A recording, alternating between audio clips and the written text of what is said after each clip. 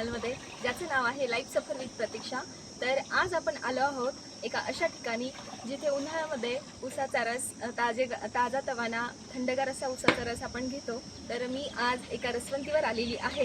तर या व्लॉगमध्ये आज आपण हेच बघणार आहोत की उसाचा रस आपल्यापर्यंत कसा मिळतो। तर हे सगळं मी आजच्या या व्लॉगमध्ये तुम्हाला दाखवणार आहे। तर आजचा हा व्लॉग तुमच्यासाठी खूप खास असणार आहे, तर हा व्हिडिओ शेवटपर्यंत नक्की बघा। आजच्या या व्लॉगमध्ये आपण बघणार आहोत की रसवंती चालवणाऱ्या लोकांचा हा जो व्यवसाय आहे तो नेमका कसा असतो।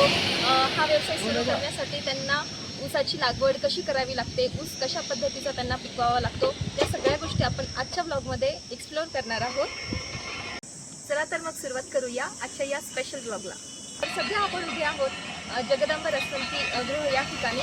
तर इथे लोक येतात, थंडगार असा रस पितात। तर हा रस आपल्यापर्यंत कसा येतो हे आज या व्लॉगमध्ये आपण बघणार आहोत। मंडळी, आता मी बसलेली आहे खडूळ काकांसोबत, ज्यांची ही रसवंती आहे, आणि काकांसोबत आपण खूप छान अशा गप्पा मारणार आहोत। तर काका, मला सगळ्यात आधी तुम्हाला हा प्रश्न विचारायचा आहे की हा जो व्यवसाय आहे तो तुम्ही कधी आणि कसं सुरू केला?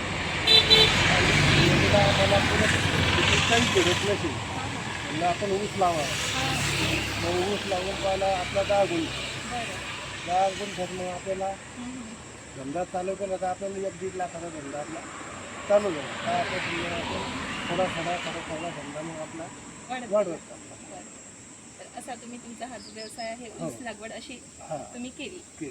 जसं तुम्ही सुरू केला तर तेव्हा तुम्हाला कुठल्या अडचणी आल्या का? सुरुवातीला जेव्हा तुम्ही सुरू केला तेव्हा तुम्हाला कुठल्या अडचणी आल्या का? आम्हाला नव्यापेक्षेत सुद्धा अडचणी आलेल्या नाही, व्यवस्थित सुरळीत आमच्या चालू झालेलं आहे। तर मस्त असा तुमचा हा व्यवसाय बिना ऊसाची जी लागवड आहे ती तुम्ही स्वतः करता का? स्वतः 4 बिघाची ट्रॅक्टरनं सरी काढून घेतली आणि पाणी सोडलं आणि पेऱ्या दाबून दिल्या। तर यासाठी कशी मेहनत कशी घ्यावी लागते? मेहनत म्हणजे त्याला आता ऊस लावला आपण, त्याला शेणखत टाकावं लागला। शेणखत टाकलं की पाणी देणं, निंदण खुरपण आणि खत काय नाही, फक्त कधी 2दा खत टाकायचं, काय दुसऱ्या काहीच अडचण शेतीचं असं संगोपन आपल्याला करावं लागतं। की चांगला आणि गोड ऊस तयार होण्यासाठी किती कालावधी लागतो? चांगला ऊस करण्यासाठी 10 महिन्यात ऊस गोडवा भरपूर घेतो। त्याच्यावर आम्ही रसवंती खूप चालू, त्याच्याबद्दल आपण आम्हाला काही अच्छा, तर मंडळी 10 महिन्यांचा कालावधी लागतो ऊस चांगला आणि गोड तयार होण्यासाठी। तर माझा नंतरचा प्रश्न असा आहे की या व्यवसायामध्ये तुम्हाला नफा कितपत मिळतो? नफा आम्हाला याच्यामध्ये घरचा ऊस असल्यामुळे आम्हाला 90% नफा राहतो। तर मंडळी, यामध्ये जो नफा आहे तो 90% नफा यामध्ये मिळतो। तर हा जो व्यवसाय आहे, जर तुम्ही करण्याचा विचार करत असाल तर खूप चांगला असा व्यवसाय आहे, जसे काका आपल्याला सांगत आहेत।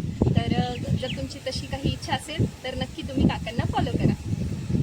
असं आहे की हा जो व्यवसाय तरुणांना करायचा असेल तर त्या तरुणांसाठी तुम्ही काय सल्ला देणार त्यांना? जागा भांडवल आपली व्यवस्थित चालत नाही, कोणती फक्त कधी सांभाळून सुविधा केली त्या कुटुंबाला पोटभर खाऊ घालू शकतो। नव्यापेक्षा त्यांना अडचण येत नाही। तर हा जर व्यवसाय सुरू करत असेल तर ह्यामध्ये नफा पण आहे आणि तुमचं जे घर आहे ते पण व्यवस्थित चालू शकतं तुम्हाला म्हणायचं। तर येस, काकांनी आपल्याला त्यांच्या व्यवसायाबद्दल खूप छान अशी माहिती दिली। तर काका, धन्यवाद तुमचे खूप खूप। मंडळी, हा बघा उसाचा सुंदर हिरवागार शेती परिसर। एक चांगला रस मिळवण्यासाठी शेतकऱ्यांना महिनोन महिने मेहनत घ्यावी लागते। लागवड, पाणी, खत, कापणी अशा प्रत्येक टप्प्यांवर खूप काळजी घ्यावी लागते। आपल्यासमोर तयार होत आहे ताजा, थंडगार आणि नैसर्गिक असा उसाचा रस।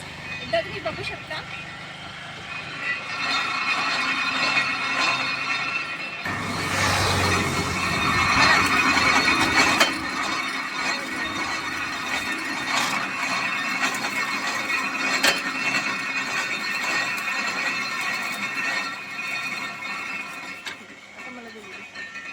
तर मंडळी, इथे आपल्यासमोर मस्त असा गारेगार थंडगार बघा तुम्ही, अशा पद्धतीने हा रस तयार होतो.